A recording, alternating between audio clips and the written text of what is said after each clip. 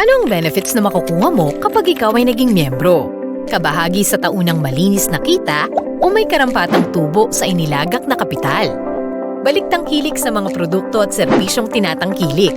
Tax-free, mataas na interes sa deposito, makakakuha ng mura at maaasahan na insurances, diskwento sa piling transaksyon o pinamili, libreng pagsasanay at tulong sa pagnenegosyo. Ano naman ang iyong gampanin at responsibilidad bilang kasapi? Sundin ang mga batas at alituntuning pinaiiral ng kooperatiba. I-promote ang layunin at mithiin ng kooperatiba, ang tagumpay ng negosyo, ang kapakanan ng mga miyembro at ng cooperative movement. Makilahok sa membership education programs. Tangkilikin ang mga negosyo at serbisyo ng kooperatiba.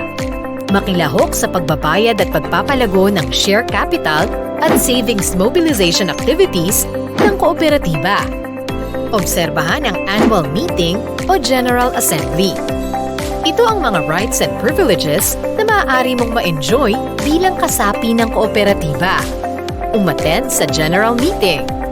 Maka-avail ng mga produkto at serbisyo ng kooperatiba sa ilalim ng mga kondisyong itinakda ng lupon ng patnugutan. Inspeksyonin at suriin ang minutes book, ang share register at iba pang records ng kooperatiba sa loob ng office hours. Humingi ng kopya ng account information ng mismong kasapi. Makilahok sa patuloy na edukasyon at iba pang mga training programs ng kooperatiba.